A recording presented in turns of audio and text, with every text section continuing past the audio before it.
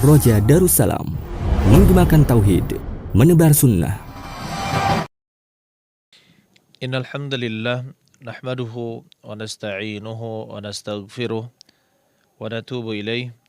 Wassalatu wassalamu al-akmalani ala nabiyil Mustafa Muhammadin wa ala alihi wa sahbihi ajma'in wa ba'd. Ya ayyuhalladzina amanu taqullaha haqqa tuqatih wa la tamutunna illa wa antum muslimun. Ya ayyuhalladzina amanu taqullaha qulu qawlan sadida yuslih lakum a'malakum wa yaghfir lakum dhunubakum wa man yuti'illaha wa rasulahu faqad faza fawzan azima wa ba'd. Ayyuhal ikhwan rahimani wa rahimakumullah, saudara-saudari sekalian, Bapak Ibu sekalian, yang mudah-mudahan kita semua dirahmati oleh Allah Subhanahu wa taala. Alhamdulillah pada hari ini kita terhubung dari Pondok Pesantren Darul Quran wal Hadis Oku Timur, tepatnya di Kota Martapura, Sumatera Selatan. Dan alhamdulillah kita terhubung juga dengan Radio Roja Darussalam Palembang. Begitu pula rekan-rekan di Kutab Rumah Al-Quran di Kota Malang, Jawa Timur melalui Zoom. Alhamdulillah Allah Subhanahu wa taala memudahkan kita untuk bisa bertemu meskipun tidak bertatap muka, tetapi dengan menggunakan media yang ada. Dan alhamdulillah mudah-mudahan dengan adanya media ini justru sebenarnya menjadi dalil bahwasanya Allah Subhanahu wa taala menegakkan hujahnya kepada seluruh makhluk. Dimanapun mereka berada, maka tidak ada alasan lagi untuk tidak belajar. Tidak ada alasan untuk tidak belajar. Pada hari ini insyaallah kita lanjutkan kajian kita membahas kitab 100 hadis pedoman hidup sehari-hari. Dan kita memasuki hadis yang ke-49. Hadis ke-49 dan 50. Mudah-mudahan Allah Subhanahu wa taala memudahkan kita untuk belajar dan memahami dalil-dalilnya. Taib. Kita bacakan hadisnya. Hadis ke-49. Adab menguap. Adab menguap. An Abi Hurairah radhiyallahu anhu 'anil Nabi sallallahu alaihi wasallam. Diriwayatkan dari Abu Hurairah radhiyallahu anhu dari Nabi sallallahu alaihi wasallam annahu qala, bahwasanya dia berkata, at-tatha'ubu minasyaitan. Menguap itu berasal dari syaitan. Menguap berasal dari syaitan. Fa idza tatha'aba ahadukum falyaruddahu mastata'ah. Apabila seorang di antara kalian menguap, jika seorang di antara kalian menguap, falyaruddahu mastata'ah, maka tutupilah sekuat-kuatnya. Sekuat-kuatnya. Fa inna ahadakum idza qalaha, sesungguhnya jika dia mengatakan atau seorang di antara kalian mengatakan ha, dhahika syaitan, maka setan akan tertawa. Setan akan tertawa. Kemudian hadis yang kedua ini juga berkaitan, yaitu tentang hadis ke-50 tentang jampi, jimat dan pelet. Jampi, jimat dan pelet. Kita bacakan hadisnya. An Abdullah bin Mas'ud radhiyallahu anhu annahu qala. Diriwayatkan dari Abdullah bin Mas'ud, mudah-mudahan Allah meridhoinya, bahwasanya dia berkata, sami'tu Rasulullah sallallahu alaihi wasallam yaqul. Saya mendengar Rasulullah sallallahu alaihi wasallam bersabda, innar ruqa wat tamaima wat tiwalata syirkun. Sesungguhnya jampi-jampi atau ruqyah-ruqyah, wat tamaim dan juga jimat-jimat, wat tiwalata dan juga pelet, syirkun adalah syirik. Rawahu Abu Daud wa Ibnu Majah. Diriwayatkan oleh Al-Imam Abu Daud dan juga Ibnu Majah. Penjelasan ringkas hadis ke-49. Kita lihat ayyuhal ikhwan, kata Nabi sallallahu alaihi wasallam, at-tatha'ubu minasyaitan. At-tatha'ub, menguap. Kita semua sudah paham ya, menguap itu ketika gitu ya, seorang membuka mulutnya kemudian mengeluarkan hawa dari dalam perutnya atau dari dalam nafasnya. sehingga keluar, ya, sehingga keluar kemudian seperti itu, ya, itu namanya menguap dan itu berasal dari syaitan. Adapun bersin berasal dari Allah Subhanahu wa taala. Allah Subhanahu wa taala menjadikan bersin sebagai suatu cara untuk mengeluarkan debu-debu dan juga zat-zat yang tidak dibutuhkan oleh tubuh yang menempel di rongga pernafasan atau hidung sehingga dibuang dengan bersin. Oleh karena itu, ya, kalau misalkan kita terkena debu misalkan kemudian kita bersin, maka itu salah satu cara Allah Subhanahu wa taala jadikan tubuh kita, ya, mengeluarkan zat tersebut yang tidak dibutuhkan oleh tubuh. Saudara-saudari sekalian, Bapak Ibu sekalian, dimanapun Anda berada, yang mudah-mudahan kita dirahmati oleh Allah Subhanahu wa taala. Baik, kemudian orang yang akan menguap harus berusaha dengan sekuat tenaga agar tidak menguap, baik dengan menggunakan telapak tangannya, ya, punggung telapak tangan dia tutupi. Karena kalau misalkan kita gunakan telapak tangan itu masih bolong itu ya. Kita kalau tutupi dengan, memang sangat mudah kalau gunakan telapak tangan. Akan tetapi itu kurang kurang bisa menahan. Dan yang lebih bisa menahan itu kalau kita menggunakan punggung telapak tangan. Jadi nanti udaranya keluar melalui hidung, bukan melalui mulut. Ketika kita menguap bukan keluar dari hidung, bukan keluar dari mulut tapi keluar dari hidung. Ketika kita tahan, ya, sekeras-kerasnya dengan punggung telapak tangan, jadi bukan telapak tangan tapi punggungnya, maka itu bisa menutupi seluruh jalan keluar dari mulut, seluruh jalan keluar dari mulut kita, sehingga udaranya akan keluar melalui hidung. Taib, dan kita katakan ayyuhal ikhwan rahimani wa rahimakumullah, saudara-saudari sekalian yang mudah-mudahan kita semua dirahmati oleh Allah Subhanahu wa taala. Kemudian kalau misalkan kita merasa repot menggunakan tangan, maka kita bisa dengan cara menggigit lidah kita. Artinya bukan digigit dengan keras. Maksudnya apa? Ketika kita misalkan, terutama ketika kita sholat dan kita ngantuk, coba kita berusaha untuk ketika kita mengantuk, mau menguap, maka kita berusaha untuk menahan dengan menggigit lidah. Maka yang seperti itu, ya, bisa menahan udara dari mulut sehingga keluarnya pun dari hidung. Atau misalkan disebutkan oleh para ulama dengan cara lidahnya dipegang. Tapi kan kalau sedang sholat kita megang lidah, ini sangat gharib, sangat asing, ya kan? Oleh karena itu, ini ketika tidak sedang sholat, peganglah lidah agar dia tidak menguap. Atau cara-cara lain sehingga tidak jadi menguap. Cara-cara lain yang digunakan untuk tidak jadi menguap. Kemudian di sini, ayyuhal ikhwan, fa inna ahadakum, jika seorang di antara kalian dia mengatakan ya, menguap, dhahika syaitan, maka syaitan akan tertawa. Setan akan tertawa. Karena setan ini memiliki sifat, jadi setan itu juga memiliki sifat tertawa dan juga menertawakan manusia yang luput dan lalai. Mereka senang apabila ada yang luput dan lalai dari mengingat Allah Subhanahu wa taala, maka setan itu bahagia dan sangat-sangat senang.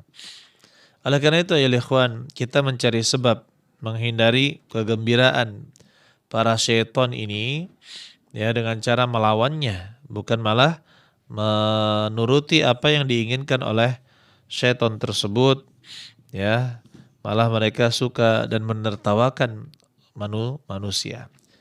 Dan kita juga perlu ingatkan ayyuhal ikhwan, nanti akan kita bahas insyaallah lebih panjang, bahwasanya kita ini hidup bukan jenis manusia saja. Kita ini hidup berdampingan dengan jin. Ya, kita ini hidup berdampingan dengan jin yang Allah ciptakan. Jin itu penuh dengan keunikan. Penuh dengan keunikan dan penuh dengan hal-hal yang di luar kemampuan manusia. Ya, demikian juga ada kemampuan manusia yang tidak dimiliki oleh jin, dan mereka tidak bisa. Jadi masing-masing memiliki kelebihan dan juga memiliki kekurangan. Oleh karena itu ya ikhwan, ketika kita tidak bisa melihat jin, bukan berarti jin itu tidak ada. Nah, ketika kita tidak melihat jin, bukan berarti jin itu tidak ada. Jin itu ada dan kita walaupun tidak melihatnya, tapi kita cukuplah dengan dalil dari Al-Quran dan As-Sunnah dan hadis-hadis Nabi SAW menunjukkan bahwa jin itu juga dibebani syariat sebagaimana manusia. Jadi apa yang berlaku dalam syariatnya Nabi Muhammad SAW, maka itu juga berlaku untuk para jin. Ya, itu berlaku untuk para jin.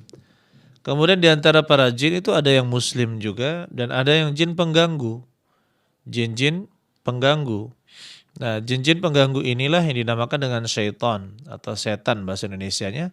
Mereka adalah syaitan yang suka mengganggu manusia, yang suka menyesatkan manusia.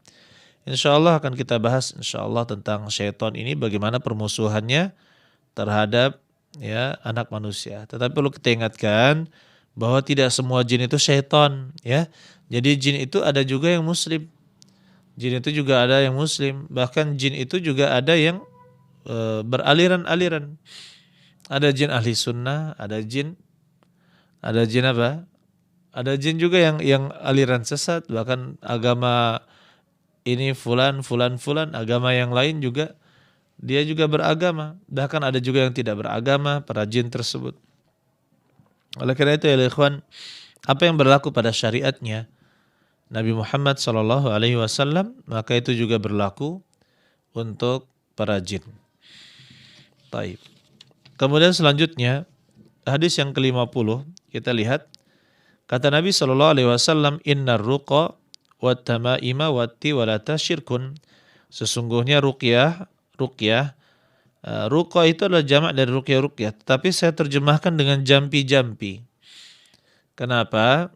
Karena kalau dikatakan ruqyah, maka ya sebenarnya arti ruqyah itu adalah bacaan yang dibacakan untuk menghadapi sesuatu yang muncul, yang terjadi, entah penyakit atau jin atau yang lainnya. Maka ini ucapan, yang namanya ucapan itu namanya ruqyah. Ucapan yang dibaca untuk berusaha menghilangkan hal tersebut, ya, syai'un arid, sesuatu yang muncul, baik penyakit maupun jin maupun yang lainnya, ain dan yang lainnya, maka itu dinamakan dengan ruqyah. Dan ini sama dengan jampi-jampi. Sebenarnya itu adalah jampi. Tetapi saya terjemahkan di dalam buku ini dengan jampi-jampi agar tidak salah paham dengan makna ruqyah. Karena penggunaan ruqyah di dalam bahasa Indonesia, ya, ruqyah itu digunakan untuk sesuatu yang apa? Sesuatu yang baik, yaitu ruqyah ustadz misalkan, ya, kepada pasien yang terkena jin. Maka ini sebenarnya jampi-jampi, akan tetapi bukan jampi-jampi seperti yang dilakukan oleh para dukun. Ya, adapun ruqyah membantu orang lain dengan membaca ayat-ayat Allah, membaca doa-doa dari Nabi SAW, begitu pula doa-doa yang mubah atau boleh, atau dengan perkataan yang mafhum makna, perkataan yang dipahami maknanya, maka hal tersebut dibolehkan, ya, meruqyah dengan hal tersebut. Tetapi kalau jampi-jampi yang dilakukan oleh dukun pijat atau tukang pijat misalkan, atau dukun apalagi paranormal disebutkan. Kalau sekarang dukun tidak laku ya. Sekarang apa? Paranormal, ya, paranormal. Kemudian maka kita katakan yang seperti ini ya ikhwan, bacaan-bacaan yang dibaca tersebut atau bahasa kita jampi-jampi tersebut itu tidak dibolehkan dan itu termasuk ke dalam kesyirikan.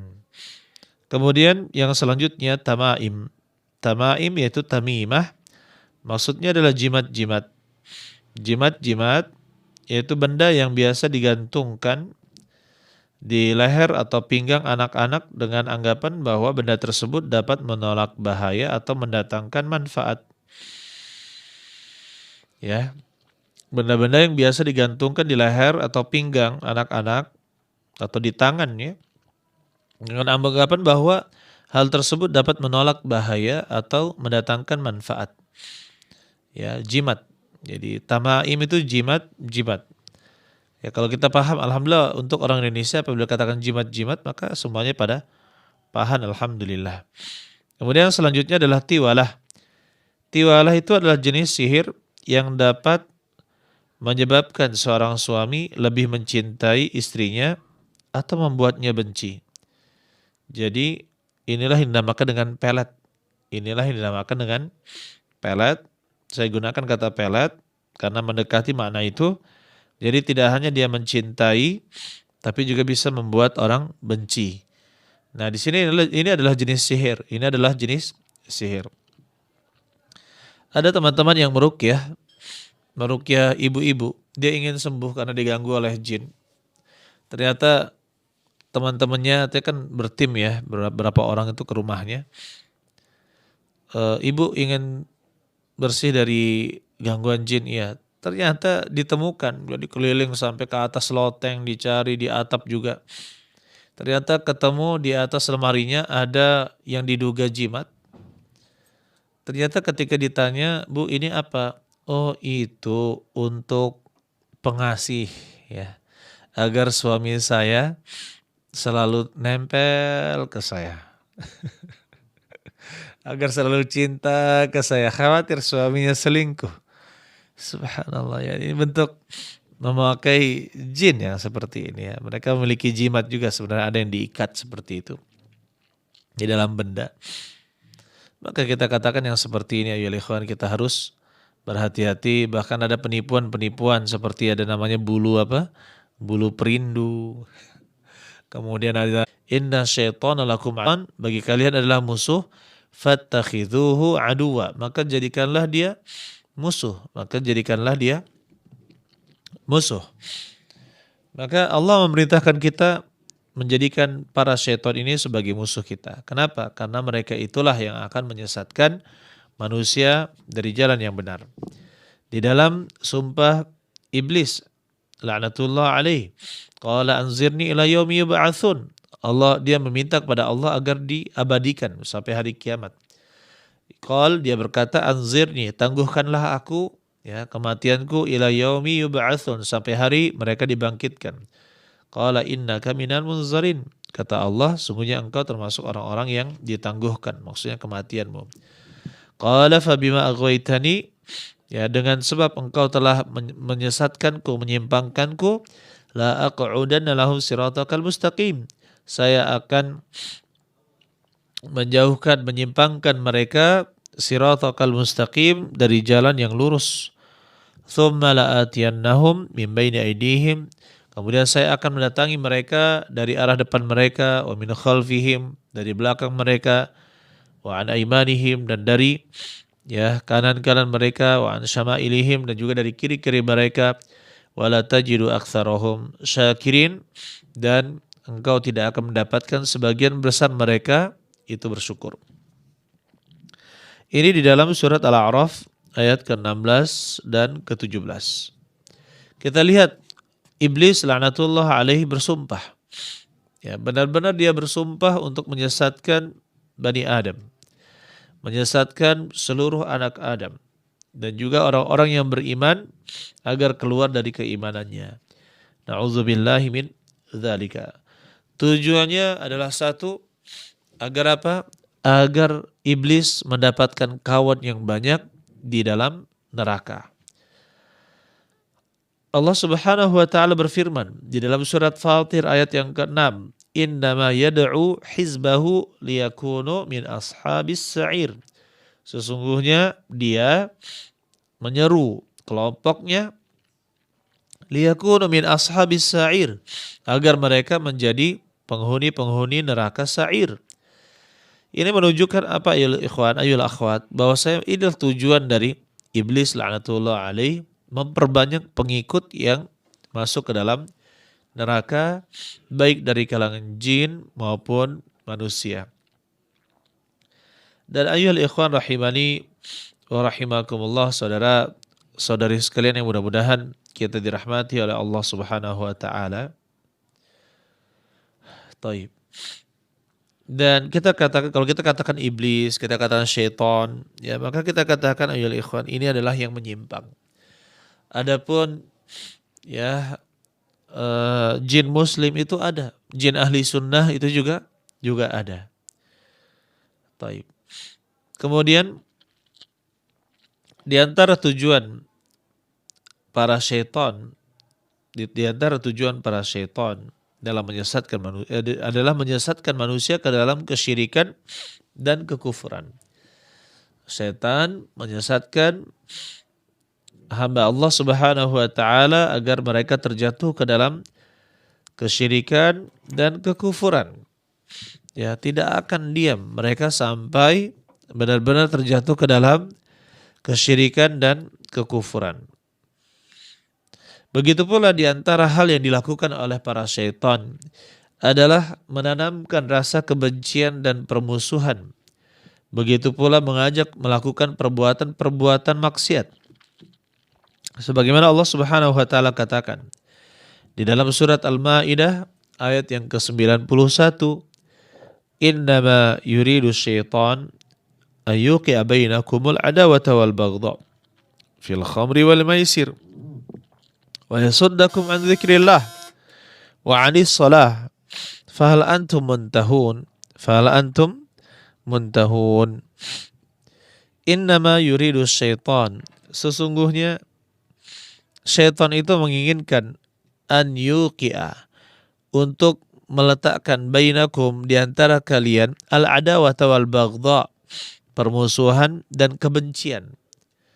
Permusuhan dan kebencian. Berarti apa? Ini tujuan juga dari para syaitan, yaitu meletakkan, menaruh kebencian, menyebarkan kebencian dan permusuhan antara kaum muslimin fil khamri wal maisir. Dengan cara apa? Dengan menggunakan khamar dan juga perjudian. Kemudian yang ketiga, wa yasuddakum an dzikrillah, dan menghalangi kalian dari mengingat Allah, wa anis shalah, dan juga dari salat. Yang keempat, menghalangi dari salat. Fal antum muntahun, tidakkah kalian berhenti, yaitu dari khamar tersebut. Coba kita lihat di dalam surat Al-Maidah ayat yang ke-9 ini, Allah Subhanahu wa taala menyebutkan syaitan itu bertujuan untuk menciptakan al-adawah, permusuhan di antara manusia, agar mereka baku hantam, agar mereka selalu berselisih, wal baghdha, yaitu kebencian. Bagaimana yang satu bisa benci dengan yang lain benci dengan yang lain. Ya, seperti itu sehingga tercipta apa? Kebencian-kebencian. Begitu pula menghalangi dari mengingat Allah Subhanahu wa taala. Bagaimana disibukkan kaum muslimin, terlebih lagi para pemuda ya. Tapi sekarang kan bukan hanya para pemuda yang disibukkan dengan hal-hal yang tidak bermanfaat. Bahkan orang-orang dewasa pun, nenek-nenek, kakek-kakek juga disibukkan dengan banyak hal yang tidak bermanfaat. Ini syaitan melakukannya. Ada yang disibukkan dengan musik, ada yang disibukkan dengan olahraga, ada yang disibukkan dengan meneliti ya sains atau ilmu pengetahuan. Ada yang disibukkan dengan bahkan hal-hal ya kita katakan kemanusiaan mungkin, tetapi apa? Tetapi disibukkan untuk melakukan itu, tetapi lupa akan apa? Tetapi dia lupa akan apa? Akan Allah Subhanahu wa taala. Begitu pula tujuan syaitan menjauhkan seorang muslim dari sholat, agar tidak sholat. Maka kita lihat ayyuhal ikhwan, banyak di negara kita ini orang-orang yang tidak mengerjakan sholat, na'udzubillah min dzalik. Oleh karena itu ini menjadi pelajaran untuk kita, ya, menjadi pelajaran untuk kita bahwasanya dakwah kita ini belum selesai dan terus-terusan masih banyak orang yang belum sempurna mengerjakan sholat 5 waktu, apalagi laki-lakinya sholat berjamaah di masjid. Maka kita katakan kita mulai dari yang utama, yaitu apa? Mengajak orang untuk mengerjakan sholat 5 waktu. Jika mereka sudah terbiasa mengerjakannya, maka ajaklah mereka untuk ya berjamaah di masjid Allah Subhanahu wa taala. Kemudian kata Allah Subhanahu wa taala di dalam surat Al-Baqarah ayat 169, innama ya'murukum bis-su'i wal fahsya. Sesungguhnya dia itu menyuruh kalian untuk melakukan perbuatan buruk, wal fahsya, dan perbuatan keji, wa an taqulu 'alallahi ma la ta'lamun, dan agar kalian berkata atas nama Allah apa-apa yang kalian tidak ketahui. Kemudian ayyuhal ikhwan, di antara tujuan dari syaitan adalah menghalangi hamba-hamba Allah dari mengerjakan berbagai macam ketaatan. Dari berbagai macam ketaatan. Oleh karena itu, setan akan terus menghalang-halangi. Setan akan terus menghalang-halangi orang tersebut dari ketaatan kepada Allah Subhanahu wa ta'ala. Begitu pula selanjutnya, setan itu berusaha untuk merusak apa? Merusak ketaatan seorang hamba. Contohnya setan ada yang bertugas untuk menjadi angin ketika sholat.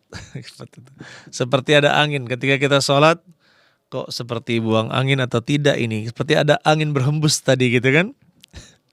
Padahal itu bukan dari kita. Makanya kata Nabi SAW, la yansarif, janganlah dia berpaling hatta yasma'a sautan au yajida riha, sampai dia mendengarkan suara, maksudnya suara buang angin, atau dia yajida riha, mencium bau angin manusia tersebut.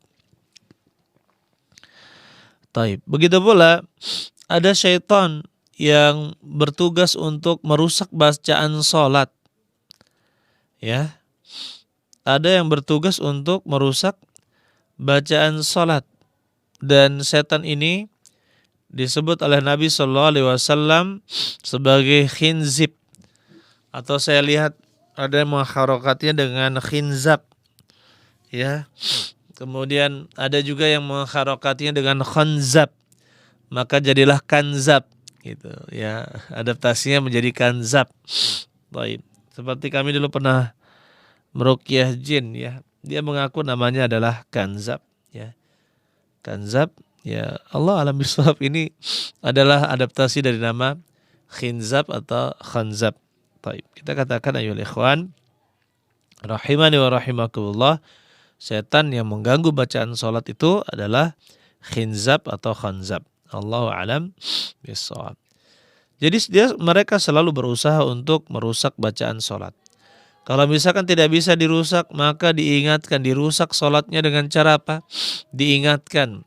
Oh, ingat tadi kamu melakukan ini, atau ingat nanti kamu akan melakukan itu, ingat ini, ingat itu, ingat ini. Akhirnya buyar. Ya, ketika sholat pikirannya melayang-layang.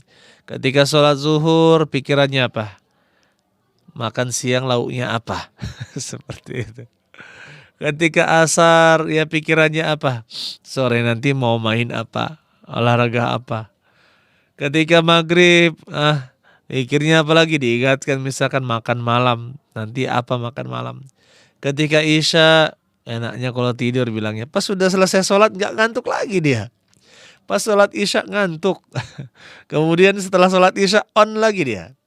Dia hidup lagi. Allah musta'an. Ini syaitan selalu membujuk manusia. Apalagi ketika sholat subuh. Ketika sholat subuh ya banyak sekali yang terlelap sehingga ya dia tidak bangun sholat subuh. Oleh karena itu mari kita berlindung kepada Allah Subhanahu Wa Taala dari berbagai macam gangguan syaitan. Jadi di antara tujuan syaitan adalah merusak ketaatan seorang hamba. Begitu pula ayyuhal ikhwan, contohnya mengapa kita disuruh menolak orang yang melewati di depan kita, ya. Ketika ada orang yang lewat depan kita, maka kita halangi dengan tangan kita. Kedua kali kita halangi.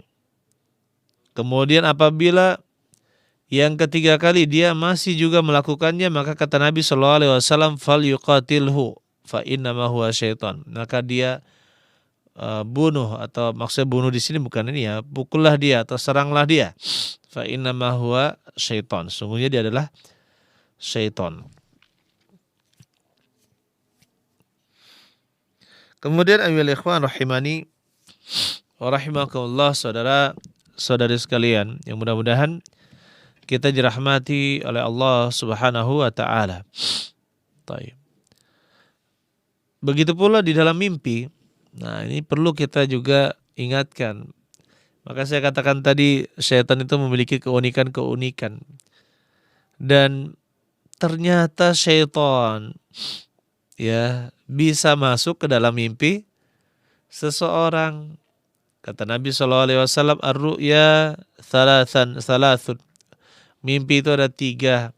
Fa busyra minar rahman, kabar gembira itu adalah dari Allah ar-Rahman. Yang kedua adalah hadithun nafas, yaitu bunga mimpi, bunga tidur. Yang ketiga adalah wa takhwif minasyaitan, dan ditakut-takuti dari syaitan. Ya, oleh karena itu ya ikhwan, tugas syaitan itu sangat banyak. Bagaimana mereka takut, bagaimana mengancam, menakut-nakuti. Ya, seperti itu. Ini yang dilakukan oleh syaitan. Akan tetapi kalau kita melihat ada dalam mimpi kita sesuatu yang tidak kita senangi, maka jangan kita ceritakan kepada orang lain, ya. Dan Rasulullah SAW mengatakan fal yasta'idz min syarriha, maka berlindunglah dari keburukannya, wala yadhkurha li ahad, janganlah dia sebutkan mimpi buruk tersebut kepada seorang pun. Fa innaha la tadurruh, maka sesungguhnya itu tidak bermanfaat untuknya. Taib. Jadi terkadang ayyuhal ikhwan, ketika kita mendapatkan pasien yang kena kemasukan jin, maka rata-rata mimpi mereka itu aneh-aneh ya. Ada yang bermimpi menjadi memakai pakaian yang hitam, kemudian diajak untuk berakad, membuat kerjasama seperti itu. Kemudian ada juga yang mimpi misalkan melihat hewan berekor 5, berkaki berapa, seperti itu ya. Aneh-aneh hewannya. Atau melihat ular, atau melihat anjing yang sangat ganas misalkan. Maka kita katakan ini pasien-pasien dari ruqyah ya, melihat hal-hal yang kita yakin itu adalah gangguan-gangguan dari syaitan. Auzubillahi min dzalika. Oleh karena itu ya Allah Subhanahu wa taala, Rasulullah SAW menyuruh kita untuk membaca zikir-zikir sebelum tidur. Ya, membaca zikir sebelum tidur, jangan sampai lalai.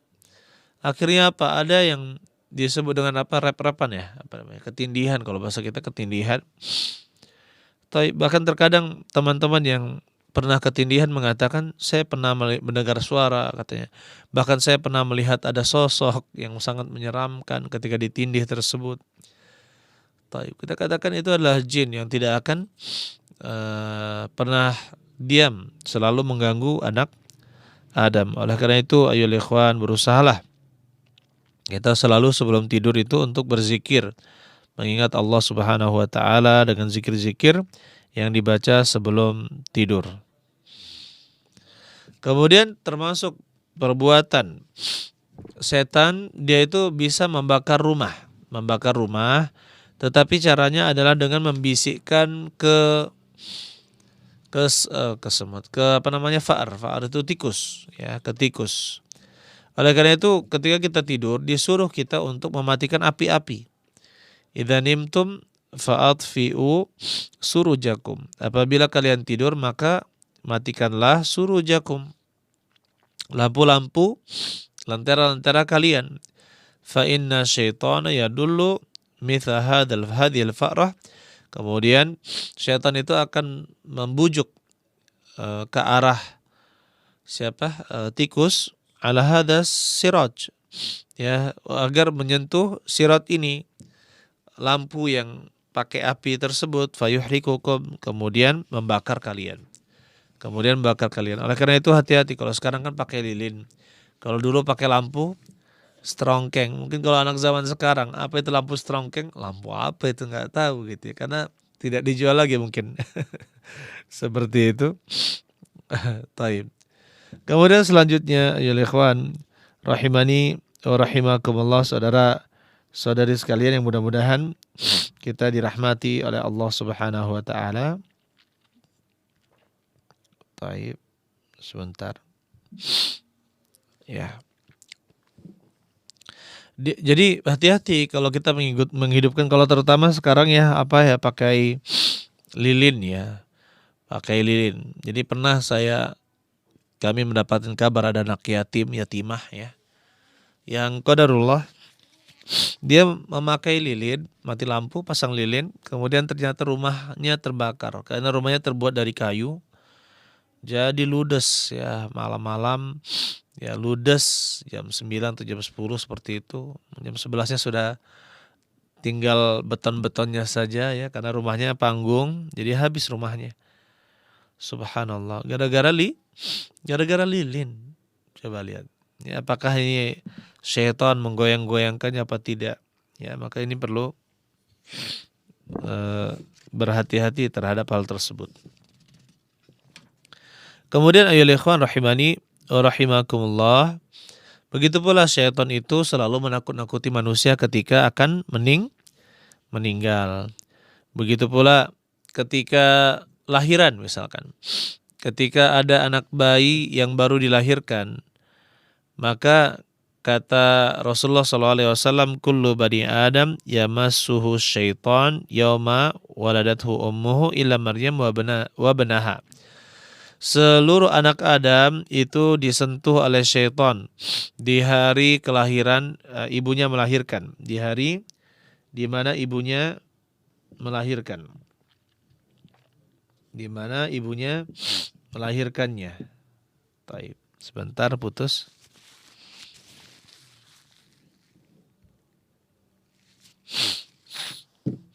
Baik, terlanjutkan ya. Kemudian ayyuhal ikhwan rahimani wa rahimakumullah, setiap anak Adam itu disentuh oleh syaitan di hari ibunya melahirkannya kecuali Maryam dan ya ibnaha dan juga anaknya. Di dalam riwayat lain disebutkan ya ta'anu syaitan kullu bani Adam ya ta'anu syaitan fi janbaihi. Setiap anak Adam itu ketika lahir ditusuk oleh syaitan di kedua badan sampingnya, ya kedua badannya, kedua sisi badannya dengan jari-jari setan, sehingga dia menangis,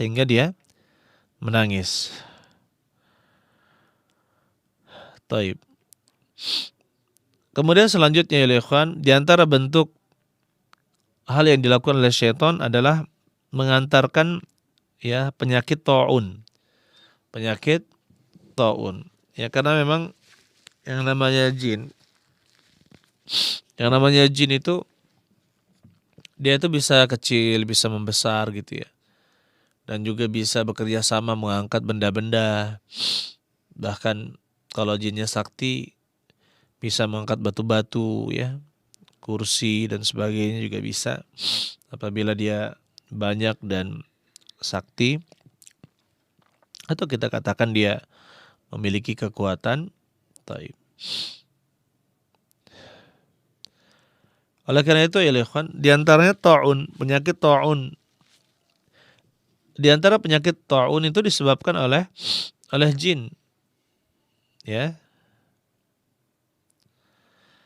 Oleh karena itu terkadang jin mengambil bagian di dalam penyebaran penyakit, tidak hanya taun, bahkan penyakit-penyakit juga bisa disebabkan oleh jin. Oleh karena itu kita harus banyak berlindung dan juga melakukan tindakan-tindakan preventif ya, untuk berhati-hati terhadap gangguan syaitan. Contohnya ketika waktu malam, maka kita diperintahkan oleh Nabi SAW ghatul ina'a wa auku asyika. Kata Nabi SAW, wadah-wadah makanan, wadah air atau wadah makanan ditutupi. Begitu pula ikatlah wadah air minum yang terbuat dari kulit, itu diikat. Kalau zaman dahulu disuruh ikat. Kalau sekarang kan galon, mungkin galon ditutup. Wadah makanan juga ditutupin, ya, disuruh oleh Nabi SAW. Fa inna syaitan la yaftah baban mughlaqa. Begitu pula pintu-pintu kita juga harus tutup ketika malam. Karena syaitan tidak bisa membuka pintu yang tertutup. Tapi ingat ya ikhwan, berdasarkan pengalaman ya, terkadang ya syaitan tidak bisa membuka pintu, tapi dia bisa apa? Mendorong-dorong. Syaitan bisa mendorong-dorong, mengerjai apa? Mengerjai orang. Terutama orang-orang yang takut, ya. Orang-orang yang takut malah disenang dikerjai oleh syaitan. Oleh karena itu tidak usah takut sama syaitan. Jadi tidak berani syaitan mengerjainya, ya. Tidak berani syaitan mengerjainya. Kenapa? Karena kalau orang yang berani kan langsung dia baca ayat kursi atau baca bismillah atau baca zikir-zikir, langsung kabur syaitan dengan bacaan-bacaan tersebut. Tapi kalau orang sudah ketakutan, maka lupa semuanya. Lupa membaca, lupa berzikir, akhirnya apa? Syaitan tambah senang. Kemudian di antara bentuk gangguan dari syaitan adalah apa yul ikhwan? Adalah memasuki atau merasuki raga ya manusia. Merasuki raga manusia. Jadi dia merasuki raganya sehingga apa? Sehingga kerasukan atau bahasa kita kesurupan. Dan itu benar-benar dari jin. Harus diyakini memang kesurupan itu ada. Dibuktikan dengan dalil dari Al-Qur'an dan juga hadis-hadis Nabi sallallahu alaihi wasallam. Ya, contohnya Nabi sallallahu alaihi wasallam pernah meruqyah para sahabatnya. Taib. Dan memang itu benar-benar ada. Orang-orang yang kerasukan itu benar-benar ada. Allah alam bisawab. Kemudian untuk selanjutnya masalah ruqyah, kita katakan yang terlarang adalah jampi-jampi seperti yang dilakukan oleh para dukun, para paranormal, ya. Adapun ruqyah maka dia disyariatkan. Ruqyah menggunakan Al-Qur'an dan juga doa-doa itu disyariatkan. Dan ini bagian memberikan manfaat kepada saudara kita yang sedang sakit. Ya, misalkan dia kemasukan jin. Kemudian kita katakan yang namanya ruqyah itu tidak hanya pada kerasukan jin ya. Penyakit-penyakit medis juga bisa kita ruqyah. Sebagaimana diajarkan oleh Nabi sallallahu alaihi wasallam. Dan untuk hukum meruqyah, kalau kita bisa membantu saudara kita, maka hukumnya adalah sunnah. Terkadang ada orang-orang yang mereka dirasuki, diganggu oleh jin, oleh syaitan. Kemudian mereka biasanya mencari solusi pergi kemana? Ke dukun. Subhanallah. Maka kita katakan, ya oleh karena itu orang-orang yang mampu untuk meruqyah, maka sudah sepantasnya tidak menahan diri mereka untuk membantu orang-orang yang kesulitan sebagai solusi agar mereka tidak datang ke dukun, karena menghilangkan sihir dengan sihir atau menghilangkan jin dengan jin itu adalah sesuatu yang terlarang.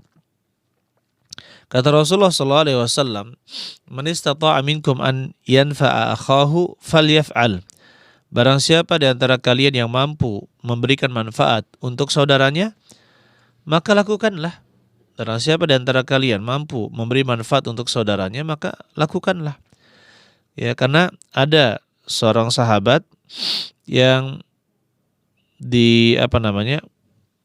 disengat hewan, ya, disengat hewan di hadapan Nabi sallallahu alaihi wasallam, dan dia bertanya kepada Nabi sallallahu alaihi wasallam, "Ya Rasulullah, arqi, ya Rasulullah, apakah boleh saya meruqyah?"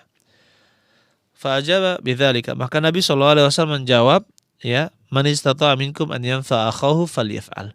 Barang siapa di antara kalian yang mampu memberikan manfaat kepada saudaranya, maka dia lakukan. Dan kita katakan ayo ikhwan, ya yang namanya ketakutan itu harus dibuang. Ketakutan nanti begini, nanti begitu. Ketakutan yang seperti itu harus dibuang. Kemudian ayo ikhwan, kata Nabi pun dulu pernah diruqyah oleh malaikat Jibril alaihi salam. Beliau membaca bismillahi arqiq, dengan nama Allah saya meruqyahmu, min kulli syai'in yu'dzik, dari segala sesuatu yang menyakitimu, mengganggumu, min syarri kulli nafsin aw ainin hasidin, dari setiap jiwa keburukan jiwa dan juga mata ain ya hasad. Allah yashfik, Allah menyembuhkanmu, bismillahi arqik, dengan nama Allah saya meruqyahmu. Ya. Dan ini berarti doa, Ya sunnah juga kita membacanya. Begitu pula Nabi Shallallahu Alaihi Wasallam apabila ada seorang dari keluarganya ya, sakit, maka beliau meniup dengan muawwidzat, yaitu 3 surat, Qul huwallahu ahad, Al-Falaq dan An-Nas. Baik sakit fisik maupun sakit medis maupun sakit apa? Sakit yang bukan medis seperti jin atau ain, karena ain. Bisa juga penyakit ain itu diruqyah juga bisa, alhamdulillah. Kemudian ayyuhal ikhwan rahimani wa rahimakumullah, saudara-saudara sekalian, adapun syarat-syarat ruqyah ini harus kita perhatikan agar dia berbeda dengan jampi-jampi yang diharamkan. Ya, dengan jampi-jampi. Kata Nabi sallallahu alaihi wasallam, ruqyah yang sesuai syariat itu memenuhi 3 syarat. Memenuhi berapa syarat? Memenuhi 3 syarat. Taib, bagi saudara-saudari sekalian yang memiliki pertanyaan, maka silahkan bisa ya ditanyakan ya. Bisa ditanyakan. Kita insya Allah nanti akan lihat pertanyaannya insya Allah. Taib.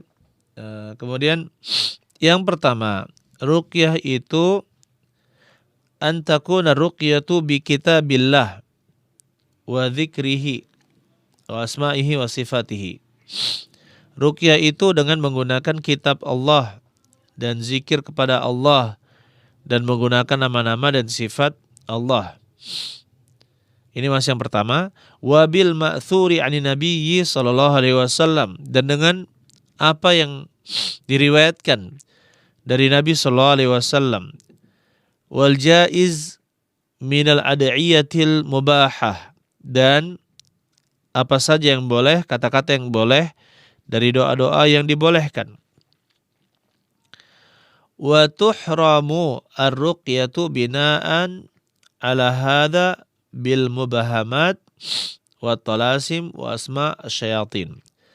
Dengan demikian kita bisa pahami bahwasanya diharamkan ya kalau kita mengucapkan ruqyah dengan menyebutkan kata-kata yang tidak jelas.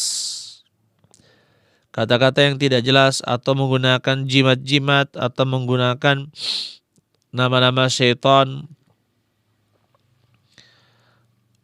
dan juga menggunakan hal-hal yang diharamkan.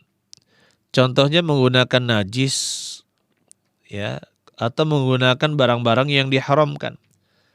Saya dulu pernah ada cerita ya. Ada yang meruqyah, menjampi-jampi, dia tidak bisa meruqyah, akhirnya apa? Untuk mengusir jin, dia pakai kotoran manusia. Diciumkan kotoran manusia, akhirnya apa? Akhirnya dia keluar jinnya katanya. Ini boleh apa tidak? Jawabnya tidak boleh karena najis. Itu adalah najis ya, tidak boleh digunakan. Atau menggunakan hal-hal yang diharamkan lainnya, maka tidak diperbolehkan. Kemudian yang kedua, syarat ruqyah. Ruqyah itu dengan menggunakan bahasa Arab atau selain bahasa Arab yang diketahui maknanya. Oleh karena itu tidak boleh meruqyah dengan bahasa yang tidak jelas, tidak dipahami maknanya, atau menggunakan huruf-huruf tertentu seperti qaf, sin, dan sebagainya. Meruqyah seperti itu, maka itu tidak diperbolehkan. Harus dengan bahasa Arab atau bahasa yang dimengerti. Jadi boleh kalau kita meruqyah, kita mengatakan, ya Allah, keluarkanlah syaitan ini, ya Allah, keluarkanlah ini, ya Allah, kami mohon kepadamu agar engkau mengeluarkan jin dari tubuhnya. Dengan bahasa Indonesia yang mafhum ma'nahu, yang dipahami maknanya, maka doa tersebut boleh diucapkan. Kemudian yang ketiga syarat ruqyah adalah orang yang meruqyah tidak orang yang meruqyah harus meyakini bahwasanya ruqyah itu berpengaruh karena takdir Allah Subhanahu wa taala dan pertolongan dari Allah Subhanahu wa taala. Dan tidak boleh dia yakini bahwa gara-gara dialah kesembuhan itu terjadi. Ya, kita harus menyandarkan itu hanya kepada Allah Subhanahu wa taala. Apabila seorang yang meruqyah dia lupa bahwasanya itu adalah pemberian Allah, Allah lah yang mengeluarkannya, maka dia telah terjatuh kepada kesyirikan. Ya, telah terjatuh ke dalam kesyirikan. Taib.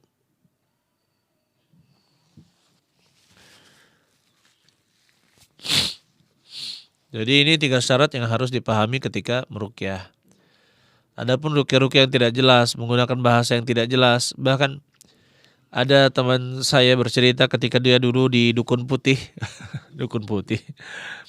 Jadi membaca salawat, setelah itu ada yang mirip dengan huruf-huruf Arab gitu diucapkan, dia sebutkan bacaannya, jampi-jampinya dia sebutkan, atau bacaannya dia sebutkan. Tapi yang pertama salawat saya paham maknanya, jelas paham.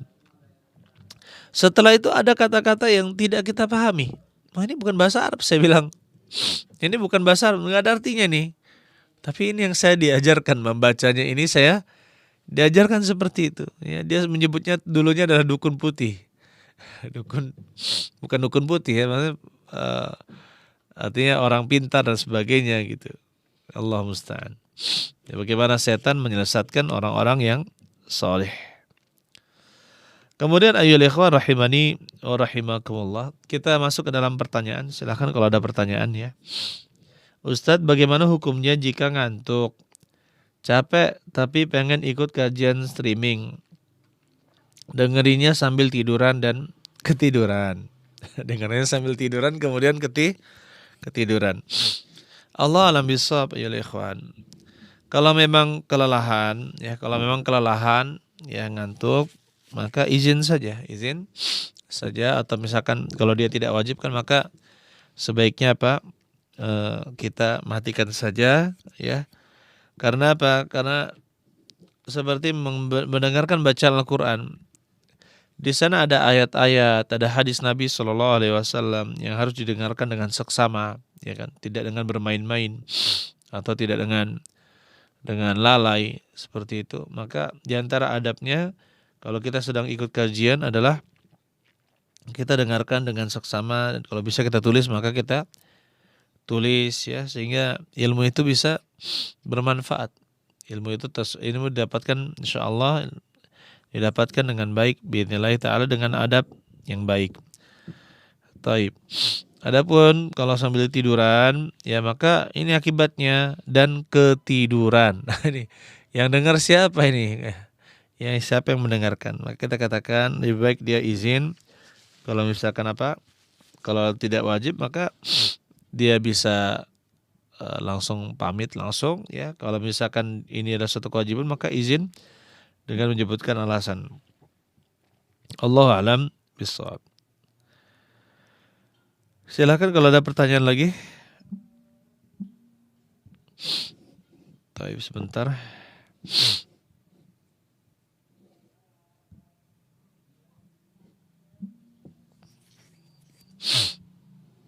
Baik. Ada pertanyaan silakan, kalau tidak ada maka saya rasa cukup ya, saya rasa cukup. Mudah-mudahan Allah Subhanahu wa taala memberkahi kita semua ya. Begitu pula dengan jazakumullah khairan kepada tim-tim yang bekerja sama dalam tersalurnya siaran ini.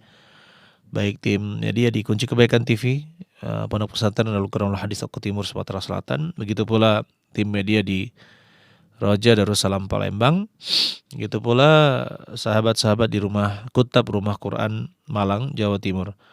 Barakallahu fikum jami'an. Subhanakallahumma bihamdik asyhadu an la ilaha illa anta astaghfiruka wa atubu ilaik.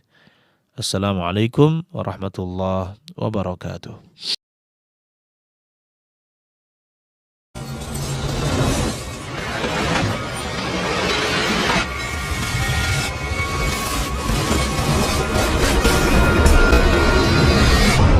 Raja Darussalam, menggemakan tauhid, menebar sunnah.